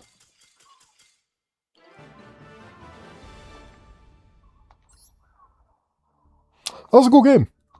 I mean, it was entirely done on the fact that they bricked, but it's a cool game. Oh my god. Yu-Gi-Oh, everyone. This is modern Yu-Gi-Oh at its finest. Let's see, how much time do I have left?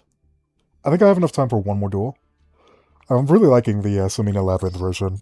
It's really fun. It's not that good, I will have to admit. It does have its moments. There are cards that Saint Asamina in particular is really, really good at stopping. You would be surprised at the amount of cards that require you to target your own cards. There's quite a lot. Okay, so we're gonna go first. I think that particular game was mainly won because the Canine cards can never get their effects to activate. That was the real reason that we had a really good one there. This is kind of annoying. I think what I'm going to do, because I want our place to resolve, I want reasoning to resolve more than anything. We're going to go for this into this. And we're going to summon Ilia Sylvia.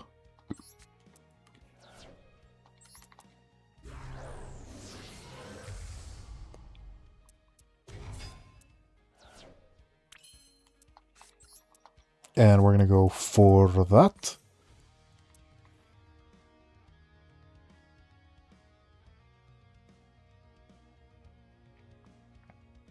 If I have to tribute the Ilia Sylvia, it'll be fine, I think. Level 7. That's actually a really poor choice. We have 3 level 8s. And we got a transaction rollback. And a determination. I think we just win.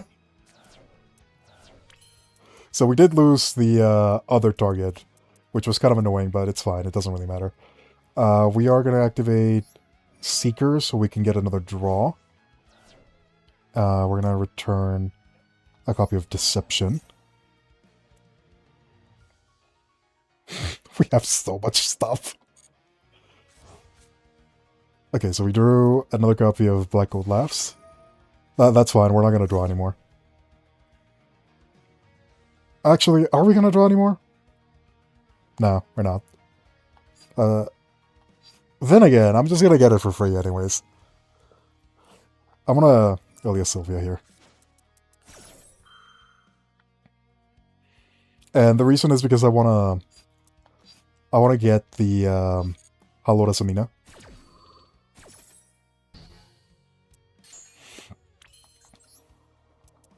So we're going to activate Halora Samina.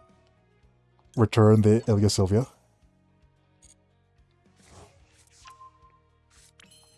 And we're going to activate Ilia Sylvia again. Sending the Subdual in hand. Do we have another way?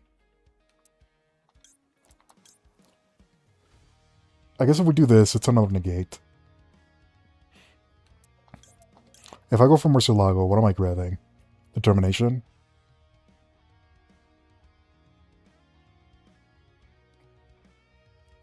Determination is a body on board. Do you have any way of bridging into... Yes, actually this is better. So we'll send that to the grave. We'll go for Murcielago. Murcielago. Murcielago. That's completely fine. I do not care. This is the most completely fines of completely fines.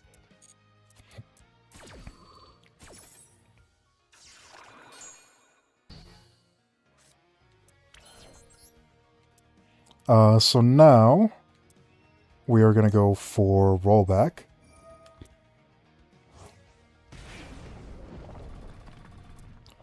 And we need to send...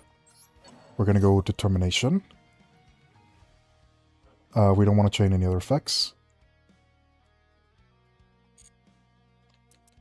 We're going to go for Saint by recovering that.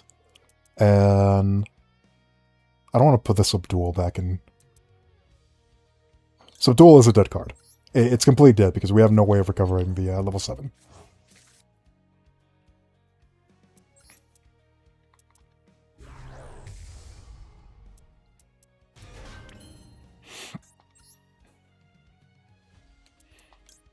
So let's go for Slumber.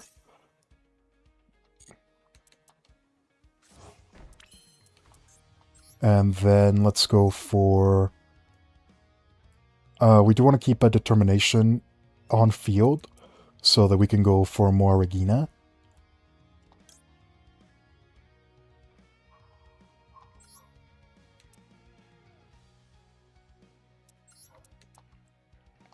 This is actually the position where playing the Stilohead Rabbit comes into play quite a lot. So they're going to nib.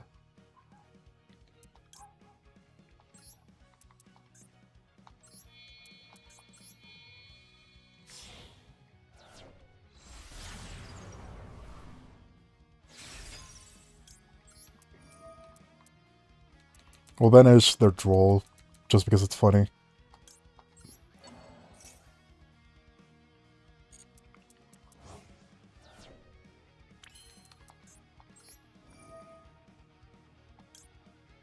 And, oh, we can target Diabeos. That's kind of funny. Let's do that, actually. Because we still have another Saint. I forgot that that was a thing.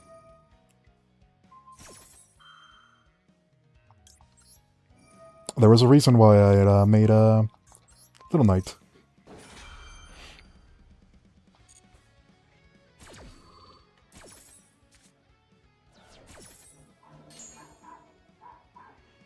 And now that we have Beals,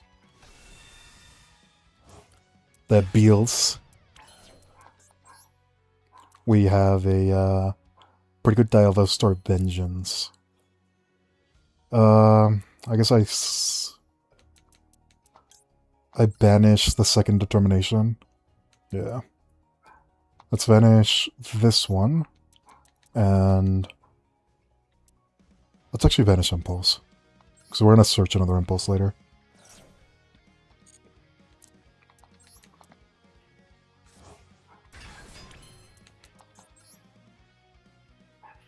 I'd say this is pretty strong. I don't see how I lose. Even if they go for Nibiru right here at the end. They can't even because it's end phase. And Nibiru's only main phase.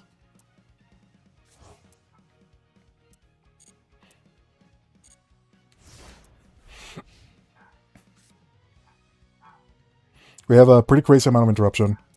They have basically no way of using quick play spells because of the Abeals. I actually kind of wanted to show a lot of the layering of interruption that we had on that one. There was definitely a lot of thinking involved. It's pretty clear that I'm not used to this particular deck.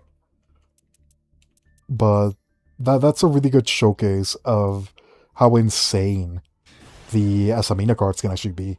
The Asamina cards are incredibly powerful.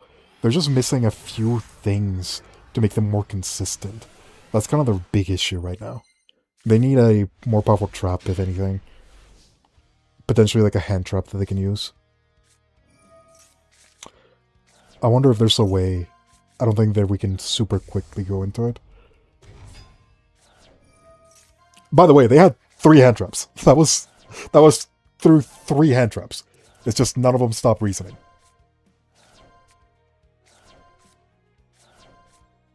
I was a pretty crazy metal, if I do say so myself.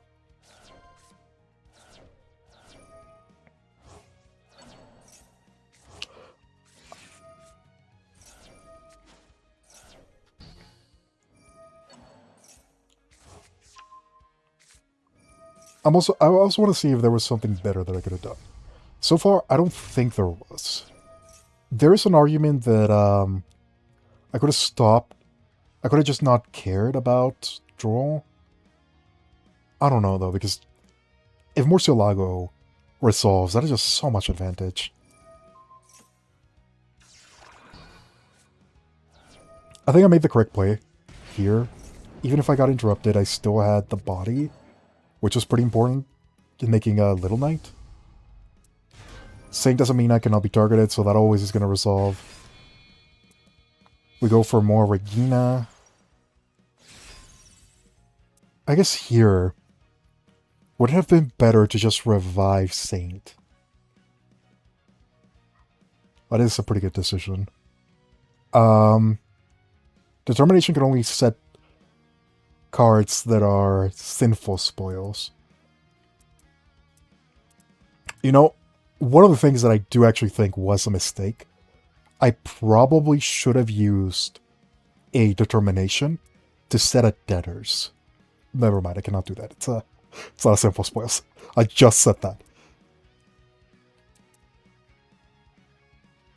Anything else that I could have done differently here? I don't think so. I think this was the most optimal play. Going for Little Knight, using more Regina to revive Diabeos. Diabeos makes it so that Dialvestor Vengeance can quick synchro, because we can go into Poplar. We are not locked into anything. Poplar can then go into either Judashin or Snake Eyes Vengeance Dragon. That had to have been the correct play.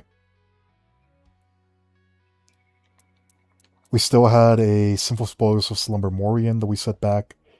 We had Song of the Dominators, which is going to be able to search Impulse. We had Black Gold Labs, both on field and on grave.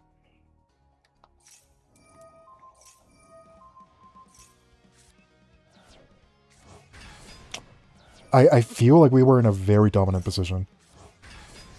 Especially with 2 cards in hand. Just look at how crazy this was. More Regina was the pop 2, because that was always just going to be able to activate. We still had Little Knight as a potential interrupt, even if we didn't go for the Silhouette Rabbit.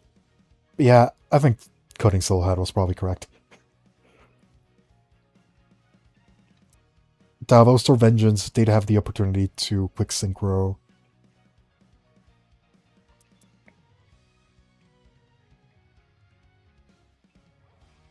And the more Regina was a quick effect, because we had the effect of Determination, which we could activate at any point, and the same for Subdual, which we do at any point.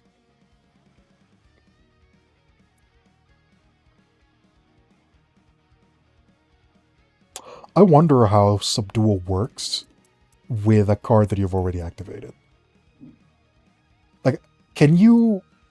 This is something that I kind of want to test. Is it possible that you activate Subdual, then activate the card that you're subduing? Does it go back to the hand? I don't actually know. This is one of those interactions that, it's probably similar to the interaction with Altergeist Manifestation.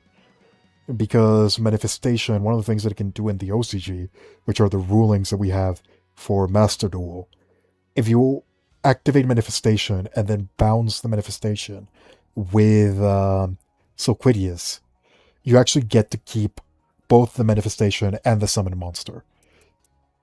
I have a feeling that this works similar to that, where if I activate a card with a Subdual, where if I chain Subdual, then activate a trap card, like, let's say, Black Gold Laughs, I am able to keep the Black Gold Laughs in hand. I will have to test that out at some point.